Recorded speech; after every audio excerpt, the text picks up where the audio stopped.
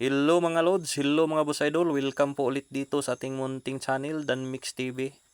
At ito na po mga boss idol, pakita ko lang yung gamba kong TM.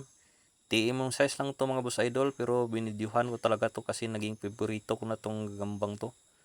Kasi bukod sa mabilis na galaw, saka sobrang tapang, saka sobrang agresibo. Kasi pag pinapansin ko yan, kahit malaki pa yung gamba na pinapansin ko, pag nakaramdam siya ng may gumalaw sa paligid niya, sunggaban talaga agad. Kaya yung pinapansin ko kahit malaki, ito matalon. Kaya masasabi kong matapang talaga tong gagambang to. Kahit palitan ko pa ng ibang gagamba na ipansing, ngayon, talon talaga yung pinapansin ko kasi sunggaban niya agad eh. Para bang yung pinapansin ko eh, kahit malaki, nagugulat kasi pag sunggab niya, tatalon talaga yung gagambang pinapansin kahit malaki. Kaya yun, nakita ko na sobrang agresibo talagang gagamba to, tsaka ang tapang. At nakita ko naman yung galaw, tingnan nyo naman yung galaw niyan, sobrang bilis. Kaya kahit kahit sabihin na nating hindi masyadong quality itong gagambang to, eh pwede na rin to. Pwede na rin to sa timbangan o di kaya sa ulutan. Kasi mahirap din naman pag hindi tayo pipili ng gagamba. Salang ng tayo ng salang, tapos tatalon lang. Baka mapahiya lang tayo sa ganyan. Kaya mga gagamba ko, pinipili ko talaga yung mga boss idol. At yan, isa yan sa napili ko. Kahit TM lang yan, napili ko yan kasi kaya na sinasabi ko kanina, nandiyan na lahat sa kanya.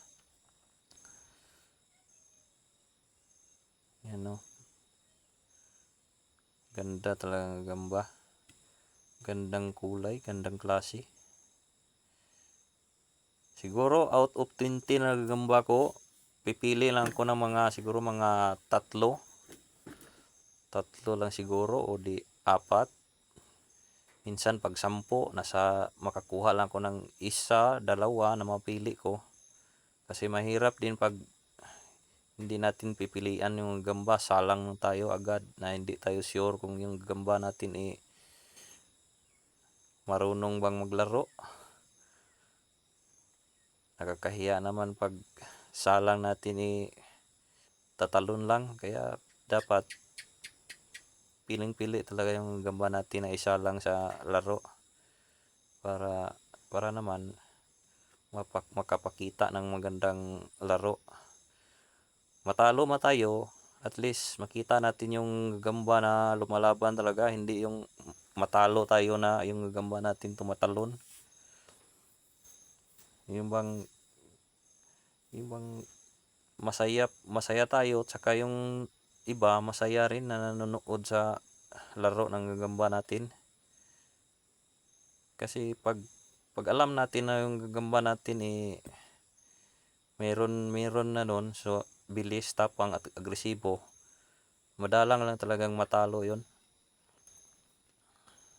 Pabor sa panalo talaga yon basta piling-pili ng gagamba natin. Pero di rin maiwasan na matalo kahit piling-pili, pero madalang lang pag piling-pili kasi yun na natin parang malaking posibilidad na mananalo talaga.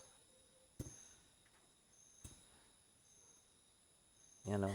Tingnan yung galawan yan mga boss idol. Kahit wala pa yung load, tingnan nyo, nagro-robotics na.